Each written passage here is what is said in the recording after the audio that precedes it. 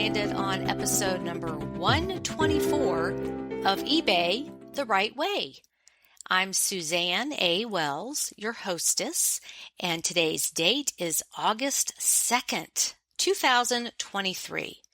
And how is it already August? I am so ready for fall and some 70-degree temperatures during the day. In South Carolina, we've been seeing temperatures in the mid to high 90s for 2 or 3 weeks. So we are all over that. My guest today is Doni in Wisconsin, and there are no announcements this week, so we will jump right in. Hello, listeners, and welcome back. Today we have Doni, or do you go by Donella? Either. Okay, well, your Facebook name is one thing and your Zoom name was something else. Okay, and you are located where? Mount Horeb, Wisconsin. About 15 miles west of Madison. You're one of many from Wisconsin. So I don't know what's going on up there. If it's just reseller country or you guys need something to do during the winter. Yeah, that could be it. Okay.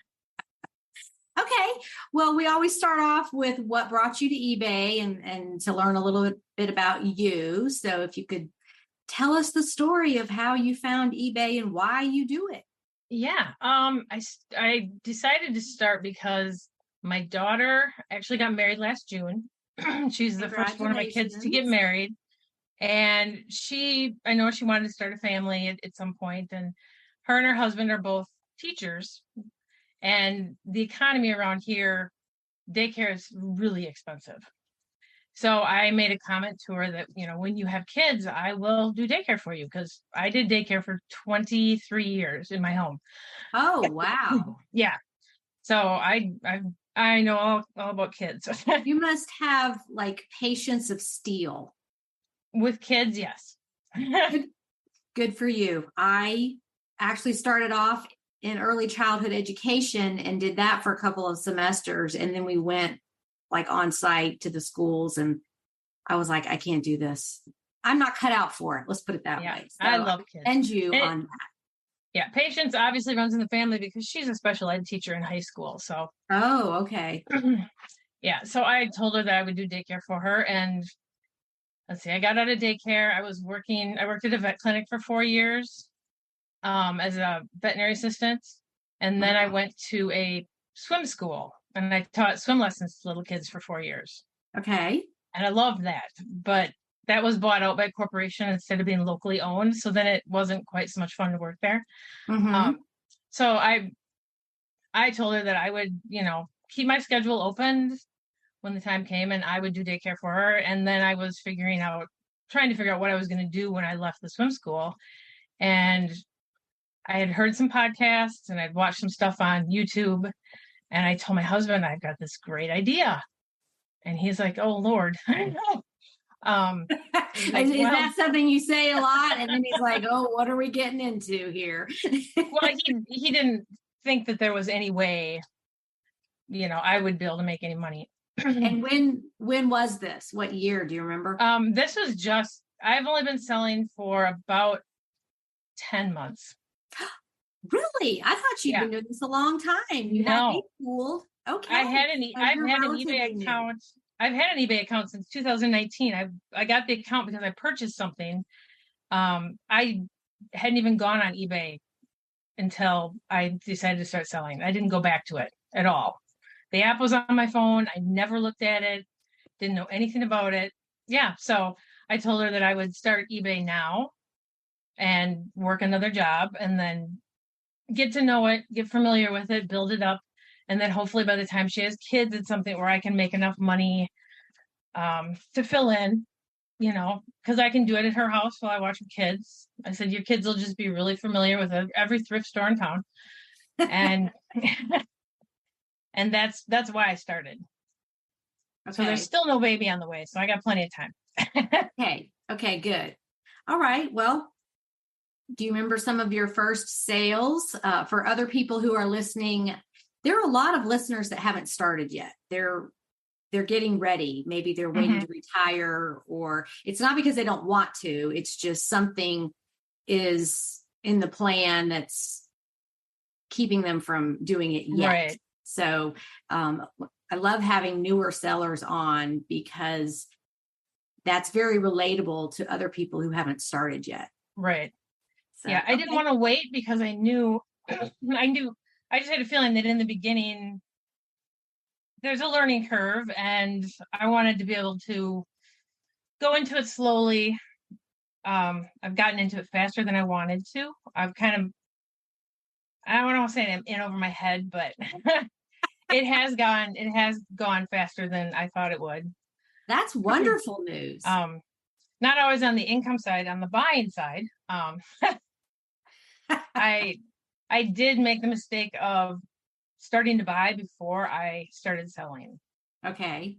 And that was a huge mistake. I had mountains of stuff, and I really didn't even have a clue what sold. I just went for what I liked. So when I actually started, I hauled a lot of it to Goodwill because I realized it wasn't, I mean, none of it cost that much. I'm a cheap person by nature, so it was garage sale stuff. But a lot of it I just got rid of.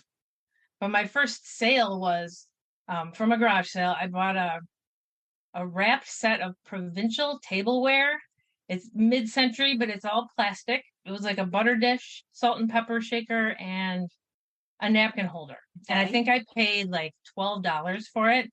And it had a little like Dutch couple on it with some little flowers or something. I only sold it for like $32, so I didn't make much off of it. But that was my first sale. For a first sale. Yeah. Yeah, I was thrilled. So going back to, let's call it putting the cart before the horse and buying stuff. How did that make you feel when you had way too much stuff? Were you overwhelmed? Yeah, I felt like a hoarder. I mean, I do now still, but I'm not a collector of stuff myself.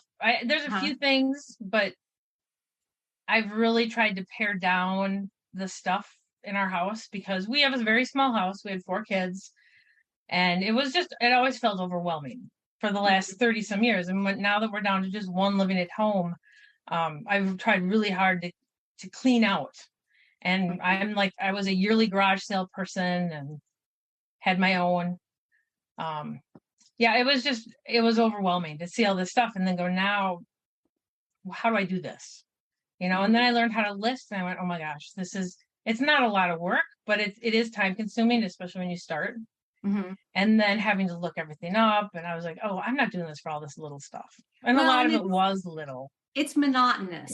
It's not fun, creative work. It's very monotonous. And I say this all the time. Right now I'm doing my semi-annual inventory and going through everything and, ending and restarting listings or getting rid of things I've had that just get no attention whatsoever. Right. They were an experiment, all that kind of stuff. And I can only do that so much a day. I mean, I'm not cut out for just sitting at the computer and, doing 50 listings a day. I'm not either. I start thinking of like, oh, I'm going to go fold laundry. Oh, I'm going to get the trash out. Oh, I should go clean that bathroom. It is hard. It is hard when you're home. You think of all the other stuff you need to do. And then I'm almost making excuses to avoid the computer. Like, well, as soon as I finish the bathroom, I'll go do it. Well, as soon as I fold the laundry or whatever, take the dog out. And right now I am working. I take care of an 83-year-old man 4 days a week for 5 hours a day. Oh, okay. And the family, he has his own house still. The family has said I can set up a photo studio in his bedroom to take pictures of my stuff if I want. So I just lug my laptop and bags of stuff over there, and I take pictures and I list I'm stuck in the house with him. It's more for companionship. So I cook his food, and then I have a good 3.5, 4 hours a day to list. Is he lucid? Can he carry on? Oh, yes. Okay. Yes. Okay. You're actually talking with him while you're yeah. Oh, that's wonderful. And we go to physical therapy once a week, and I try to get him. He doesn't like to go out, so I I drag him to places, the zoo and stuff. He thinks I'm crazy, but I do what I can with him. But yeah, he's thrilled to just watch TV with me while I list. We'll be back after a quick break. Are you interested in all things aesthetics but don't quite know where to start when it comes to finding out the actual facts around these treatments? Good news for you, The Drop is a new and exciting podcast brought to you by Tioxan where we drop the tea on all things aesthetics. On each episode, I bring on a guest with a unique perspective on aesthetics, whether that be an expert practitioner within the industry or perhaps somebody who has had their own personal experience with aesthetic treatments and the results that they've had. So if you're interested in aesthetics and would like to hear more, you can find The Drop on Apple Podcasts, Spotify, or wherever you get your podcasts. So come and give us a listen and join in the conversation. Well, I commend you on that and bless you for being a caregiver, because that is another thing that takes a special person to do, as far as patience and, compassion and all that kind of stuff. Not everybody can do that, which is, I really enjoy it. And I enjoy him too. And he's from the Philippines. He's got a lot of stories. He's very a man from his era, very, what's the word? I'm not sure. He sees women differently than a 20-year-old man today would see women. Okay, right. At least you would hope. He's traditional. Yes. So, and he likes pretty women. We watch TV and we can go through half a movie and all he's commented, he doesn't know what's going on except there's a pretty girl in it. Well, there's a lot of those. Yeah. Okay. So they're a lot of fun.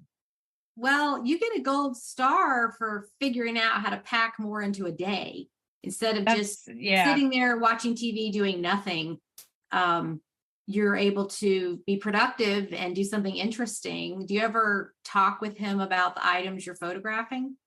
Oh, yeah. A lot of them, he thinks it's ridiculous. Like, I just purchased a box of, I'm big on online auctions. So I purchased a box of vintage lingerie and I wasn't quite sure if I was going to get some box of gross underwear. You never know, because I don't go look at the stuff beforehand.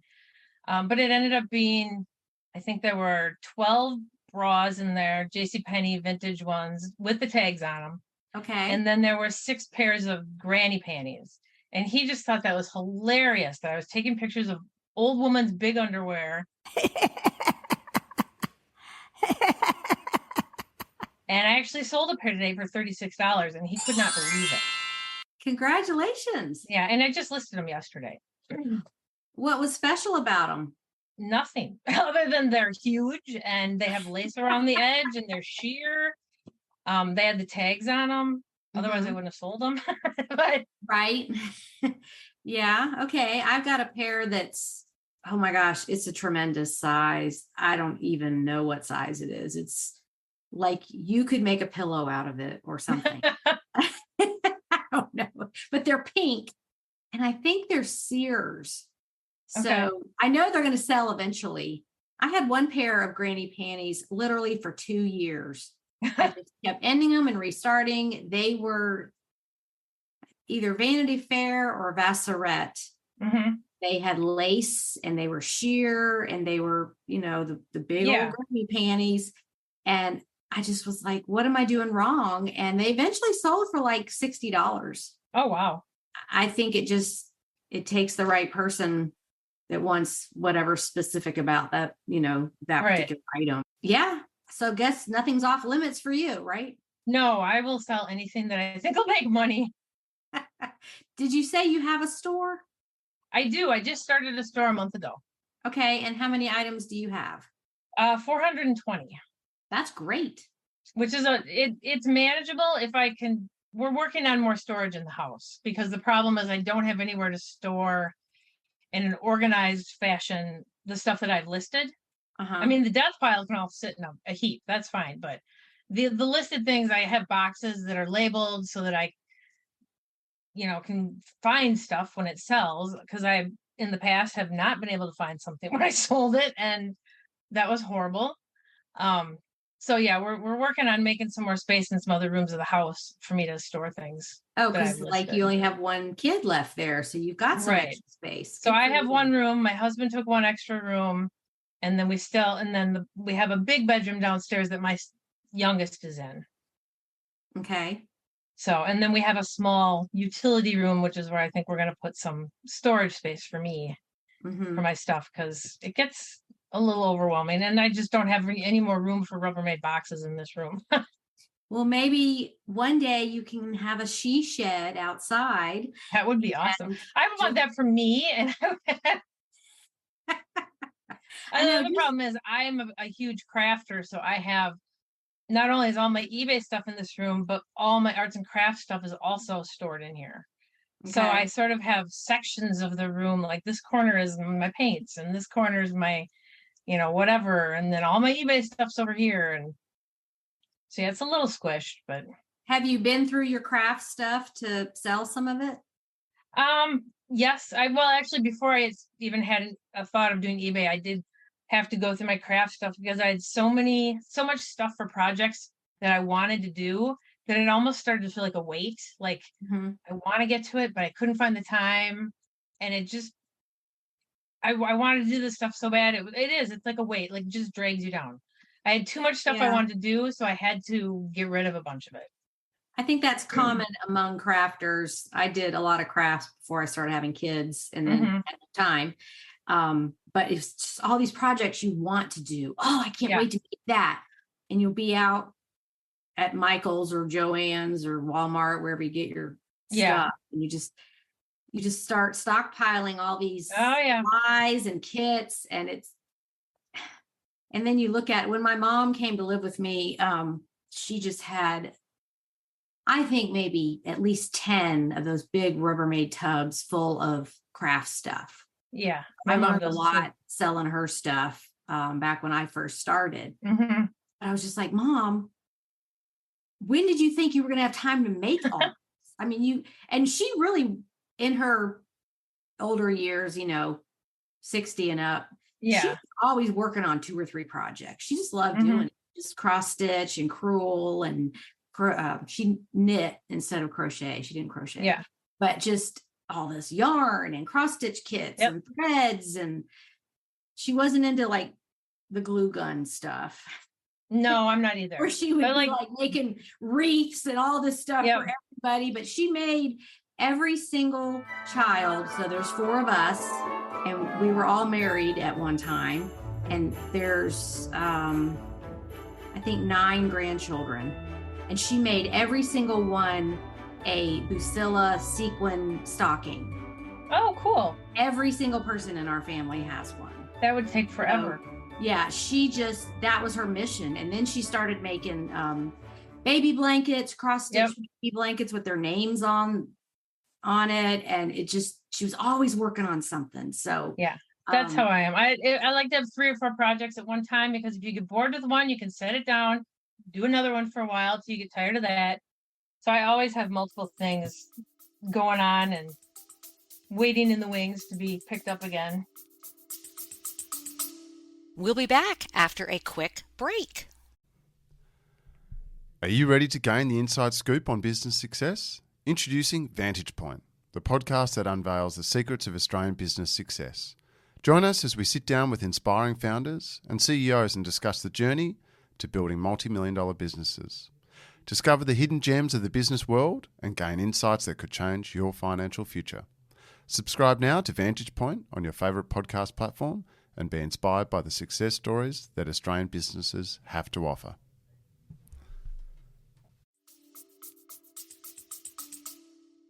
It's an urge. It's just something in your DNA that you want to create. Yes. And everybody creates somehow, whether you like to cook or do crafts or play music, that's creating something, or do stuff on the internet, whatever, digital creating. Right.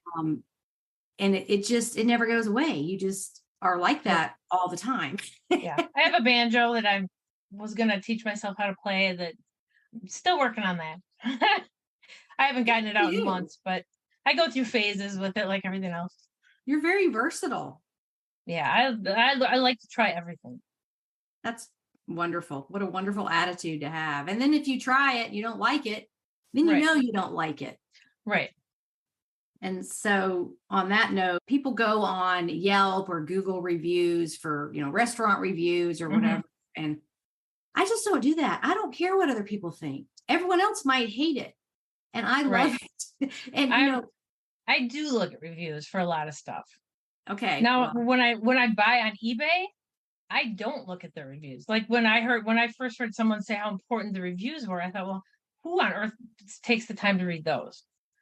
But a lot of people do. Well, yeah. I'm just saying when somebody is like, oh, we read bad reviews about that, we're not going there. Well, it depends on who was reviewing it. Right. And it's all about the person's opinion. If they went to an Indian restaurant and they hate curry, they're not going to leave a good review about that. But I'm just saying, like, especially movies when, like on, what is it, Rotten Tomatoes or whatever, and it gets all these bad reviews. I'm like, well, I like a lot of movies that got bad reviews. I don't like the ones they think are wonderful. I like the bad ones. I agree. All I have to do is see a preview in the movie theater and I will be bought. Because, they pick all the best parts of the movie and put it in the preview. So we sit through the previews and I need to sit there with a pen and paper and like write down the names of these movies because I won't remember by the time the movie's over. So I know which ones to see in the future. Right. Okay. Well, we have really gotten off track, but that happens. So let's talk about your eBay business. What kind of things do you like to sell? I like vintage stuff.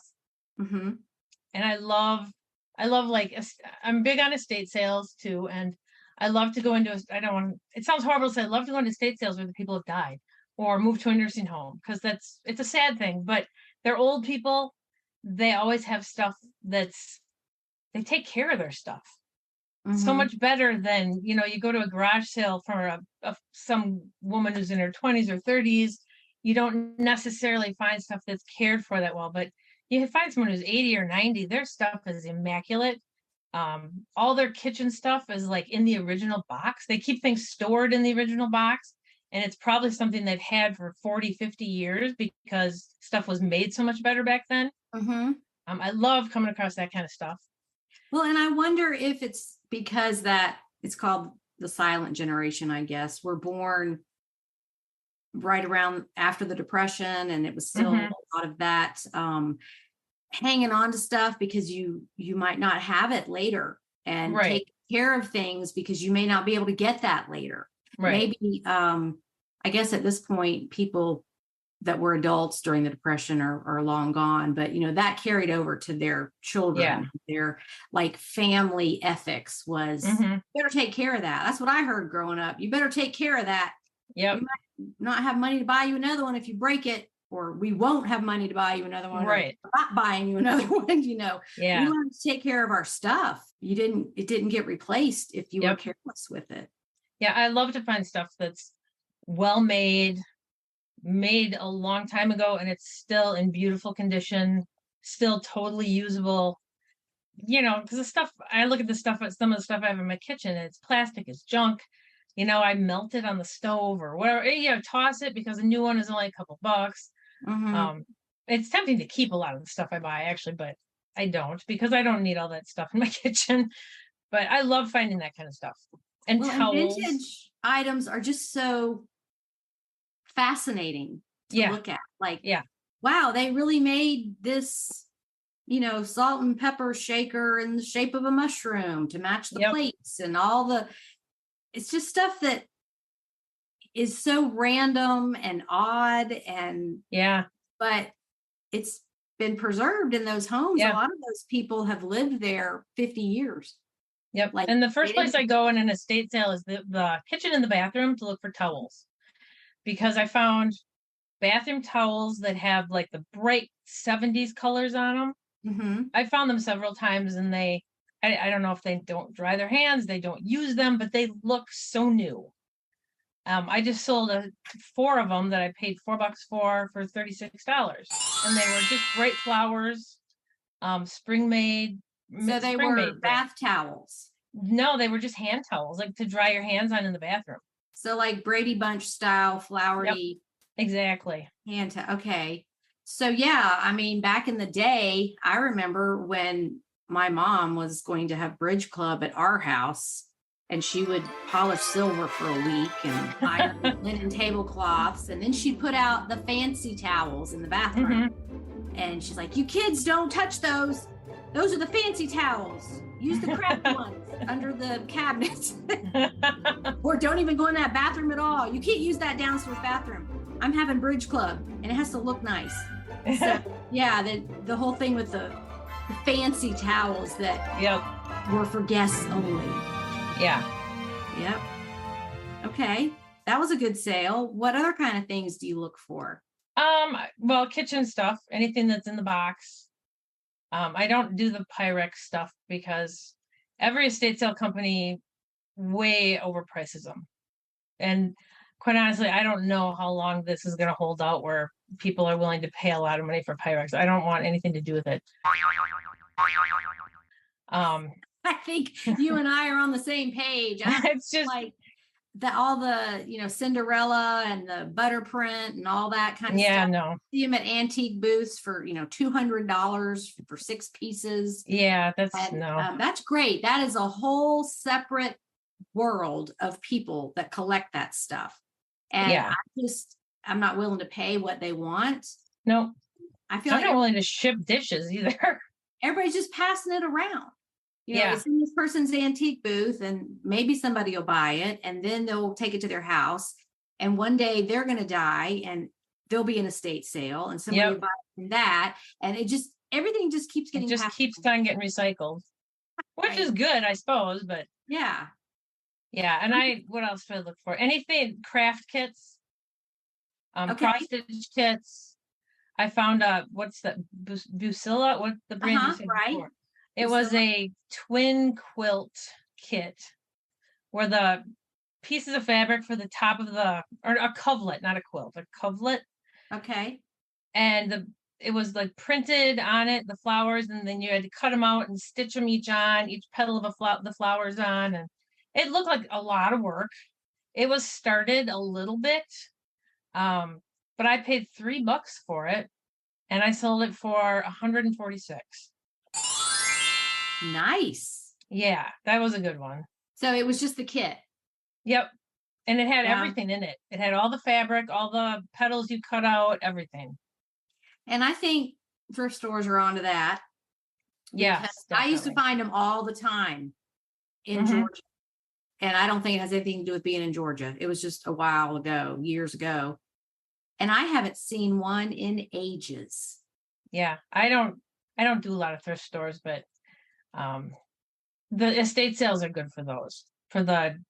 Even the finished pieces like pillow top, or not finished, but they've done the needlework. The pillow top is there. You just need to make it into a pillow. I bought a lot of those, and those sell pretty well. Not for a ton, but definitely not worth the hours that were put into it, but they do sell well. So yeah, back to the cross stitch needlework kits in the thrift stores. I'm moving away from thrift stores too. Like, I never thought I would say that, but I'm just not finding the kind of stuff I used to find. No, it's not working for me anymore, and sorry, Goodwill, but I had to break up with you. Goodwill's expensive here. I think it's really expensive. So I'm learning more about estate sales and doing that, venturing out of my comfort zone. Yeah, I love estate sales, and we have good ones around Madison.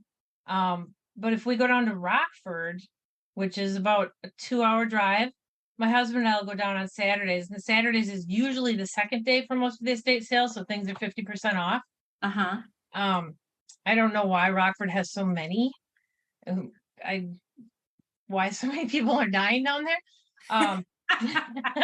Well, maybe it's just estate sale companies are more popular, I don't know. And some of them are now franchises. Yeah. And there are some companies, I've done enough now that there are some companies I know, like, oh, I'm not going to that one because they always price their stuff so high. Or there's some ladies that in our area that I love their estate sales.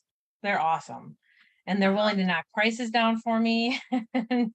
So now that I'm more familiar with them, I really enjoy them. I'm not as fond of the ones that have people lined up outside 2 hours before it starts, signing their name on a piece of paper. Because sometimes we went to one and there's a house. We're waiting for the third estate sale on this house. They've had 2 so far.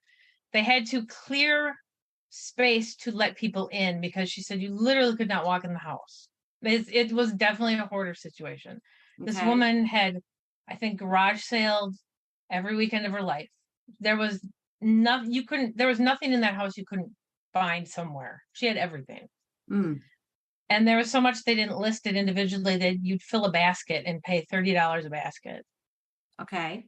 So we're waiting for the third estate sale because she said the basement is also from floor to ceiling is full of boxes of glassware and not dishes necessarily, but she said glassware from all over. And at the last one we went to, I bought a vase that was bright lime green with dragons that had little eyeballs that moved. Oh. Put on the vase, and it had all sorts of stuff all over. It was the ugliest thing I'd ever seen, but we had room in our basket, so I grabbed it anyways. And one of the tails was broken off a dragon. It was so ugly. It was one of those, they say, well, look for stuff that's unusual, and I'm never quite sure what qualifies as unusual, but that seemed to.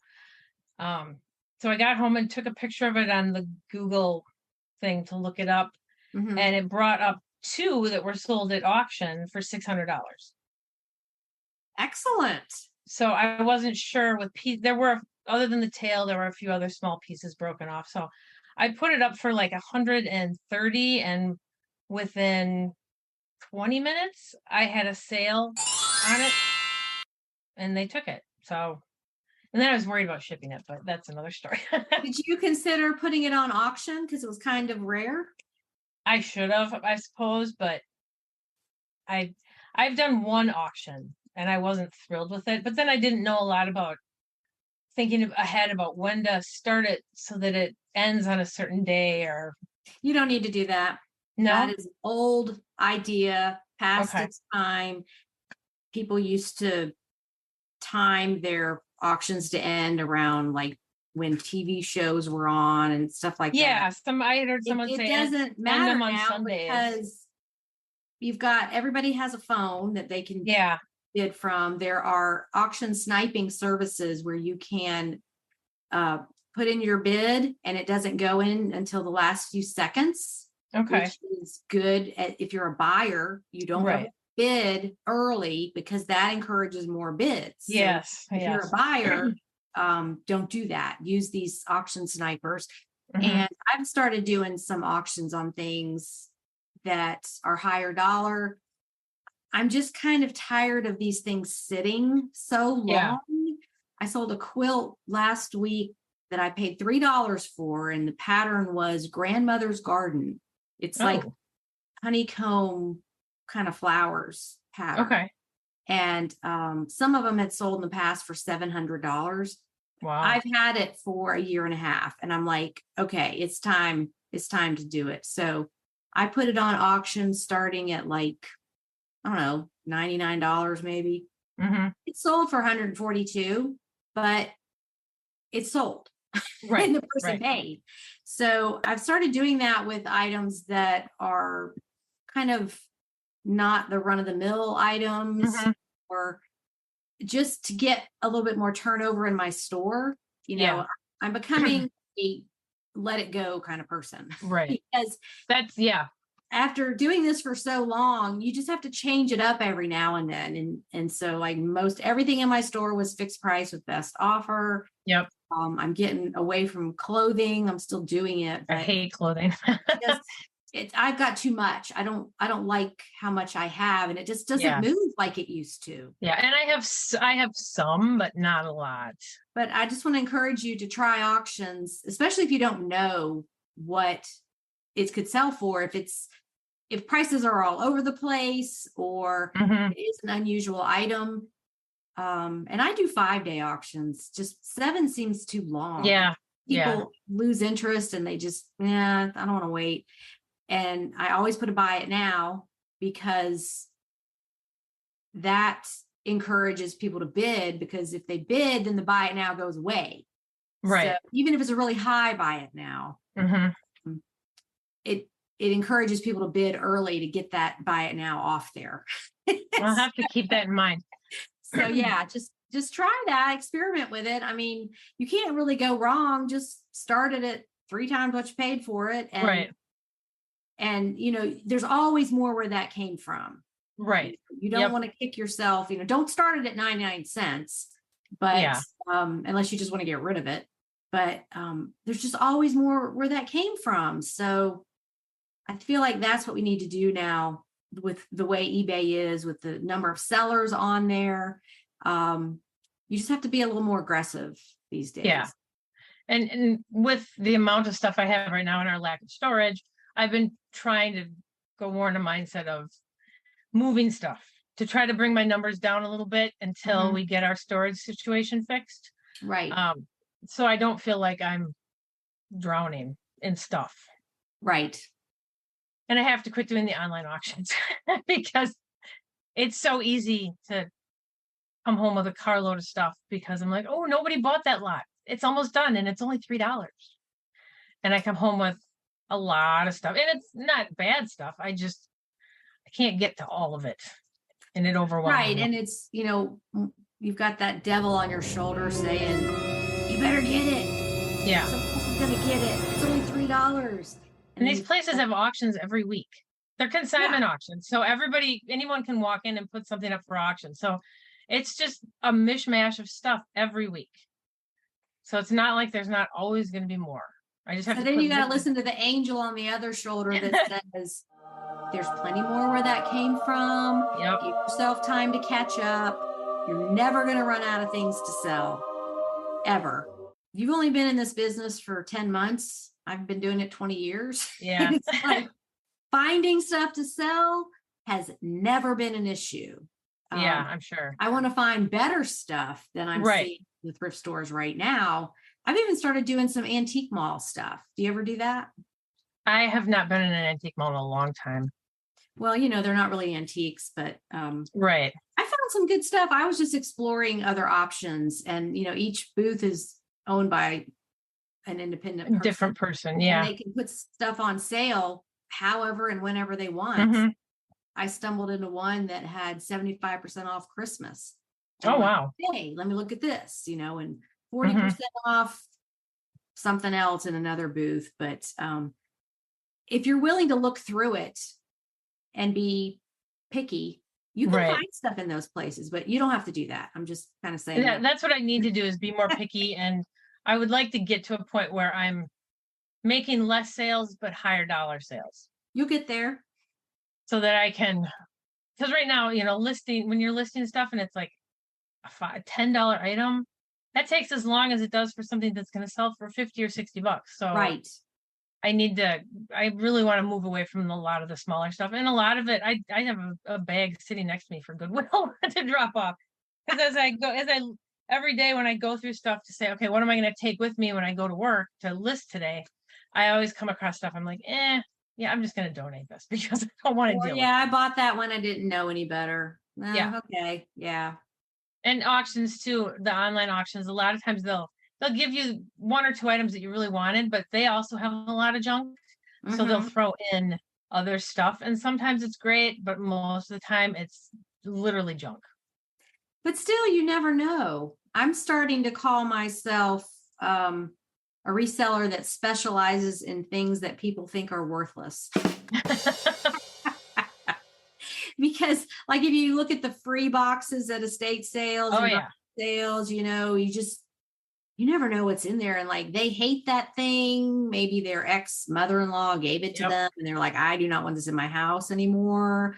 Or they don't know that somebody would want an old receipt from some gas station that doesn't exist anymore, a pen from a bank that doesn't exist anymore, or some dumb keychain that has John Deere on it or something. That the average person doesn't know what we know.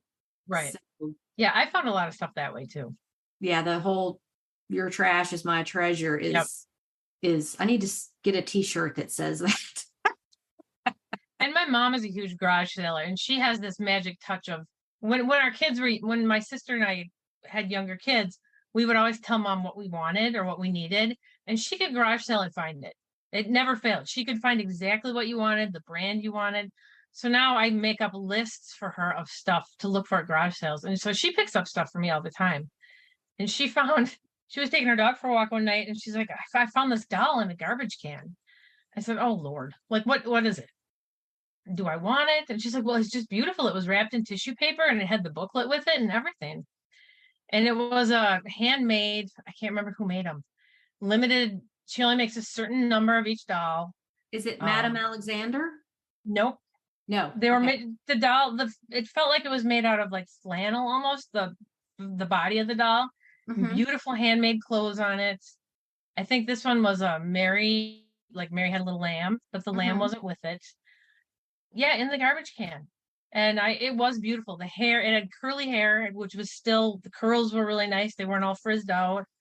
I sold that for $80. And my mom's like, oh, there was more in there. I guess I should have looked. You're like, Mom, get it all. Just bring it Next all. time that happens, if that ever happens again, just take them all.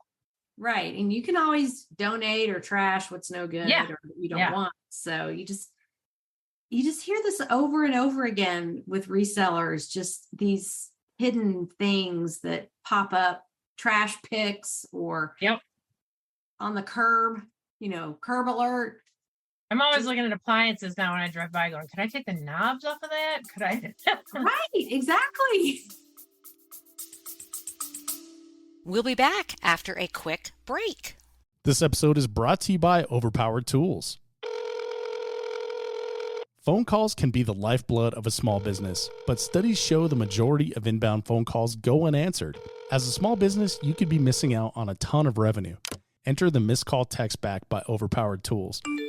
Our software will automatically turn a missed phone call into a text conversation that you or someone on your team can answer when you're free. You can also send an automated response with store hours, service area, or even a link for customers to book an appointment online. To learn more and to try a demo, just go to wemissedyourcall.com. That's wemissedyourcall.com. That stuff sells. The biscuits that go in the dishwasher. What's that brand? Elkay. They make water fountains. So you probably seen that. But they make all these dishwashers and kitchen appliances that have parts that eventually need to be replaced. Right. So that stuff can be high dollar. And if it's like the basket for a dishwasher, and I think all their stuff is metal. It's not going to break when you ship it. Yes, you're going to package it correctly, but it's not like a set of 12 plates for, China. I look for stuff like, how's that going to hold up in shipping? Could that arrive damaged? Well, anything can, but you know what I'm saying? Well, I don't know if you ever saw my Facebook post on your page, but my mother picked me up a crystal. What is the crystal? Really expensive. Waterford crystal cake pedestal with a dome. Okay. The thing was, she bought it for herself. She paid $10 at garage sale for it. And she bought it for herself, and the dome is so heavy she wasn't able to lift it off the off the pedestal. Oh my gosh.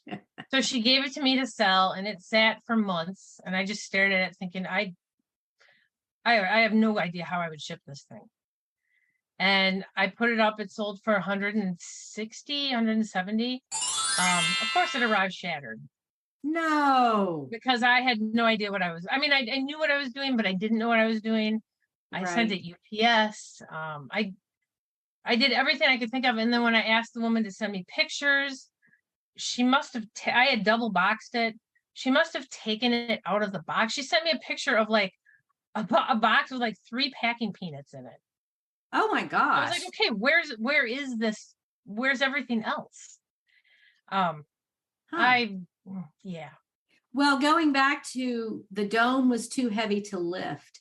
Maybe it was a cake pedestal for when you're on a diet. Yeah, And maybe. so you can't get the top off to have any.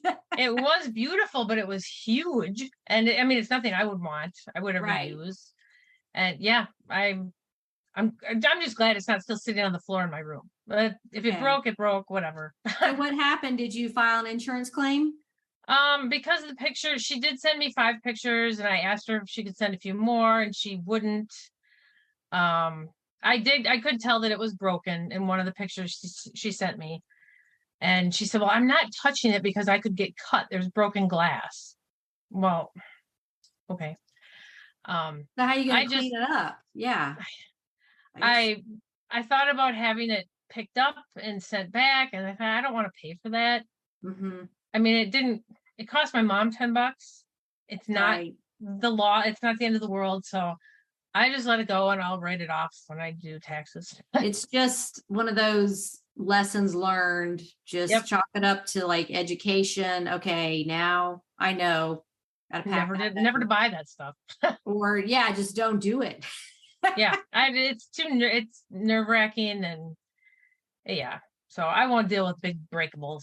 Well, and I'm on the same page. It's just, I've done it, and I just don't want to do it now. I'm like, ooh, let's look for Christmas ornaments or vintage leather opera gloves, or I'm learning about jewelry. That's something that has, I wouldn't say terrified me, but I just feel very ignorant about it because I just don't know. I'm not a jewelry wearer. It bugs me. Yeah, I'm not either. I don't want stuff on me. And nope, I never wear jewelry. Like a dream for Mr. Right, because I know. worry about buying me jewelry. I don't like it. I don't want it. My husband and I don't even have wedding rings because I don't like jewelry. Yeah, I bought myself a ring. I don't know. I bought myself a ring at a rock show because I collect rocks. That's my big thing. Is my husband and I travel all over the country, and I bring back buckets of rocks, and I got him into it. And I have a huge rock garden out front that I put a small waterfall in, and nice. That's what I like to collect. So I bought myself a small ring that has a rock in it, and that's about all I wear for jewelry. So anyway, I have earrings. I like earrings. That's about it. But so I'm learning about that. But back to the big breakables. I've shipped lamps and vacuum cleaners and sewing machines and typewriters, and I just don't want to do it. Yeah. I can.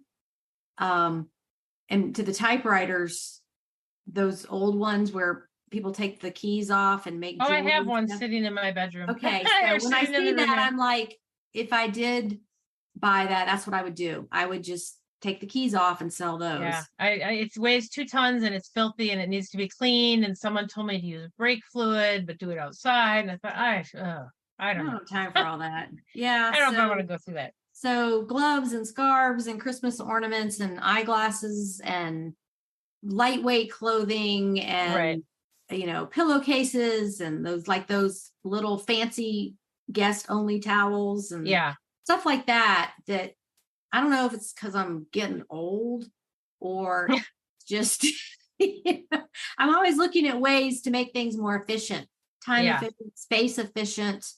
And that's sort of what I gravitate towards. But I know there's people out there that just love shipping. They just computers, mirrors, paintings, all that big stuff. Lord, no. And I look at that and I think that's 45 minutes of my day.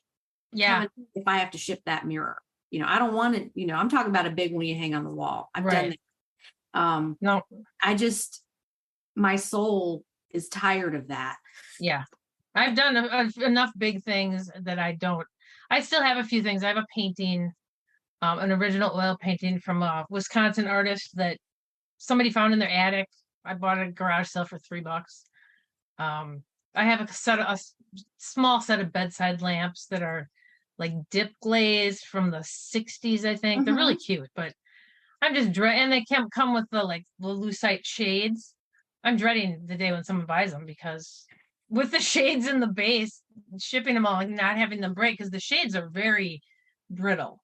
So I'm not looking forward to that. So Do you put bigger items on Facebook Marketplace? I have Facebook Marketplace. It's gotten so, every time I put something up, I get a lot of scams. Like, can you send me your phone number so we can talk about where to meet up? Or I got that today. I get a lot of that. And I'm like, I'm sending you my phone number. Like, the only way I'll communicate is through Messenger, and they are through Facebook, and they don't respond again. And unfortunately, I'm knock on wood, I haven't had any problems on eBay yet. I'm sure my turn will come at some point. But so far everything's been legit with everybody who's purchased from me. So do you have everything on fixed price with best offer? Yes. Mm-hmm. Yep. And I think I've sold 362 things, and I have all positive feedback. So far everything's gone well. Congratulations. Thank you. My biggest issue is my own disorganization with keeping track of everything, from what I paid to what I make. It's a lot, because I'm not computer savvy, so I don't know how to set up a spreadsheet. I don't know how to do any of that. So that is the part that really makes me feel like I'm drowning. So you are your own worst enemy. Oh, definitely. Well, and if they would just make the day 48 hours long, we could all get more done. I know. If I could just have a few more hours every day. I always run out of day before I run out of what I'm doing, Yes, I agree. I go to bed thinking, okay, well, I can add these 3 things to tomorrow's agenda because I want to get those done too. And eBay is like outer space. There's no limit. It just, you could sit at your computer or go find things to sell 24 hours a day and never stop. And you won't even make a dent in anything. Because it just keeps coming. I looked up how many people die in the United States every day. And it's like 9,000 people. I think that's low. Yeah, that sounds low. Maybe that was a statistic for something else, but it's like, go to that estate sale next week. There's going to be 6 more, it just never stops, and now that the baby boomers are, I think the last ones are about to retire. So we're almost through the whole baby boomer is considered born in what years? After the war, because they're baby boom. So it's like 45 to 64. Okay.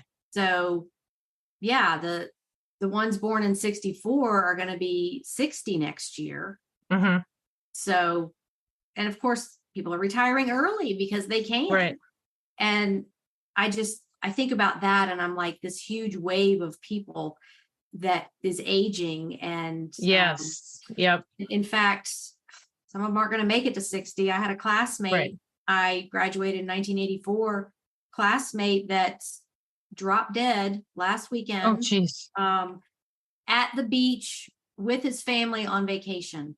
Oh my gosh, that's horrible. I think it was a heart attack. They never really said, but and we're all turning 57 this year. So it's just all these deaths that aren't even expected. It's just completely unexpected and shocking.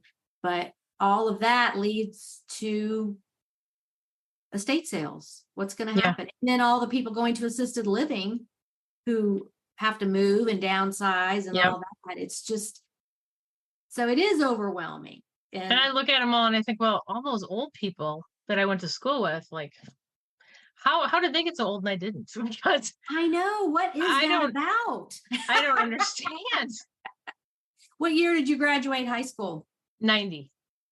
Okay, so you're 6 years behind me. Yeah. So somebody said something about like,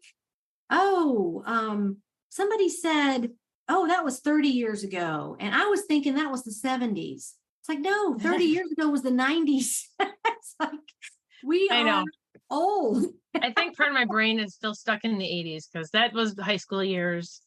That's also stuff I like to find because I'm so familiar with it and I can see it right away. Is anything from the 80s? Yes. Like, I had that. And why did we not save all our t-shirts? Oh gosh, I know. All my band t-shirts and concert shirts and yeah. Mm-hmm. Yeah, it makes me sick to think of all the Those stuff I got rid of. Metallica t-shirts, I don't care what they look like. They can look like they've been run over with a lawnmower. Yep. And they'll still sell for $600. Yeah. It's just insane. I think of the toys I had and oh Mhm. man. But it is fun. I was in high school from 79 to 84, and I see things pop up all the time like Ziggy. You know, the things that we had and did, and the brands and stores that don't exist anymore. And of course, all the early videotapes and VHS and Betamax and cassette tapes. And somebody sold a Metallica cassette tape for an insane amount of money. They posted it on the group. So, wow. I mean, I wasn't like a rock band fan. I was more like Barry Manilow and Elton John. And I just saw Metallica a couple of years ago. My husband and I took my son. Oh my gosh. Are you kidding? Did the band come out in wheelchairs or what? No, they were awesome. It was a great concert. We were actually talking about going again because my niece, who is 13, I think she's 13, she loves Metallica. So I wanted to take her to a concert.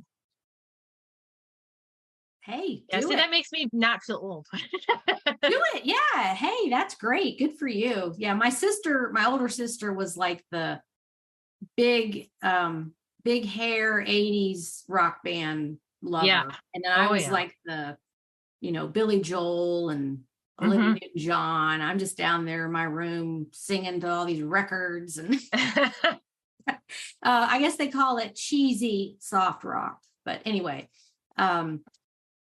just all the stuff we had in the 80s. But age is on our side here because we lived through it. We knew it. Right. We had it. And when we see it, we know it. We're not the 25-year-olds looking up on their phone like, what is this thing? How do you work this phone with this dial thing on it? I don't even understand that. Somebody was at an estate sale looking at that phone. Just the basic rotary phone. Right. And they had tagged along with their parents. So I think it was a teenager. And they're like, what is that? Well, I think I saw a meme, something about stopping the 20 somethings in their tracks by having rotary phones, stick shift cars. And there was something else. But I was like, my kids wouldn't have a clue how to drive a stick shift. Mm-hmm. They wouldn't even know. Yeah, we had to learn on a stick shift because we didn't have an automatic. And it's like you're learning to drive and the gears and do all these things. And, an iPhone is easier to operate than driving a stick shift. Yeah, and I had a stick shift for years. And I just told my husband, I'm like, did they still make them? Because I would love to get one again. I mean, when you're learning, it was very overwhelming. Oh, when you're learning, it's horrible. Yeah, and then once you get it, you're okay.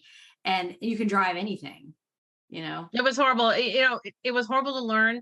And I also, even when I owned one, I avoided any stop sign that was on an uphill because I knew I would probably hit the car behind me. So. Oh yeah. I hate this intersection because I'm going to have to roll back. Yep. Don't get up behind me too close. I either roll back or I gun it and hit the car in front of me. So either way I lose. Like you needed a bumper sticker that says, I'm driving a stick. Don't get too close. Okay, well, the hour has passed and we're at the end. Okay, so the last question is, what book are you reading? Well, it's funny because a woman you talked to a couple weeks ago, she said she reads zombie apocalypse books. Okay. And I just about drove off the road when I heard that because I've never heard another adult admit that because most of them are geared towards young adults. Right. And that is also pretty much the only thing I read is zombie apocalypse books.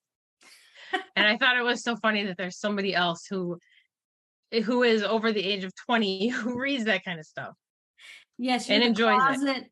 The closet zombie apocalypse reader. Yes, I have some app. Starts with an S. I can't even think of what it's called now. But I have a reading app, book app. And I just randomly go through put in what I'm looking for, and I don't even know what the names of half of them are that I read. But that's the only genre of books I've been reading for about 2 years. Well, hey, you're reading. Good for you. That's right. You've made time for that, which is great. So, okay. Well, thank you again for coming on and thank you for having me. Being brave enough to be peppered with questions. Oh, not a problem. You are doing a wonderful job as a newer seller, and keep it up, and we'll see you on the group. Sounds good. Thank you. Okay. Bye. Bye. Thank you again, Doni, for taking the time to come on the podcast and share your journey. I really enjoyed getting to know you. On to today's trivia question. Since we touched on rotary phones, the question is, when were rotary phones introduced and when were they phased out? Here's a few seconds to think it over.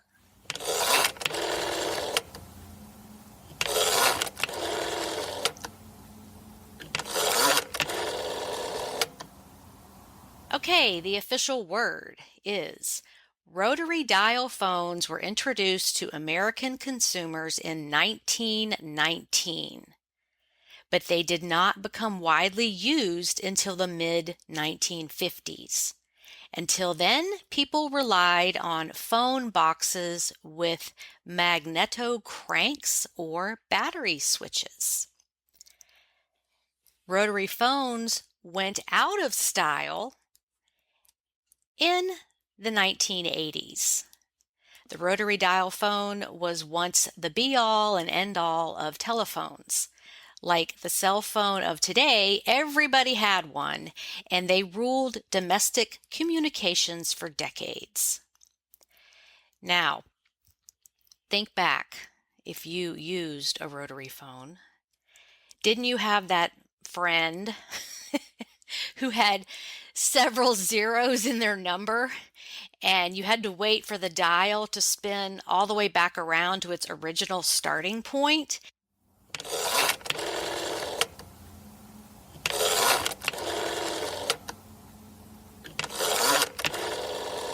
And it seemed to take forever. And I remember when someone would give me their phone number, I would look at it and be like, oh God, this has 3 zeros in it. It's going to take forever to call them. Yeah, what a first world problem. But anyway, and I will have to quantify the answer of rotary phones being phased out in the 80s with a personal experience. In 1994, my husband at the time and my 4-month-old baby daughter, Melanie, moved to a rural area of Tennessee. Long story, my ex-husband was transferred with his job, and his family had 300 acres and an old farmhouse that nobody was living in. So we had the brilliant idea of living there while we built a house, and so it was kind of an adventure. Now, this area of Tennessee was about 30 years behind in technology. I kid you not. When we moved there, most people still had rotary phones and party lines. And a party line is when you have to wait your turn to use the phone. You can pick up the receiver and hear other people talking. So about a year after we moved to Tennessee, the phone company got rid of the party line and everybody got push-button phones dropped on our doorsteps by the local phone company. I mean, this was way out in the boonies. I was kind of expecting Mr. Haney from Green Acres to answer every time I used the phone, as the operator to assist with the call. So yeah, good times there in rural Tennessee. Okay, that is another episode in the books. Speaking of books, next week's guest is Lynette, whose claim to fame is selling an old, dilapidated yearbook for, wait for it, over $6,000. I nearly fell out of my chair when she told that story. So you don't want to miss that. Thanks for stopping by my podcast this week and every week. Have a prosperous week on eBay, everybody. Bye for now.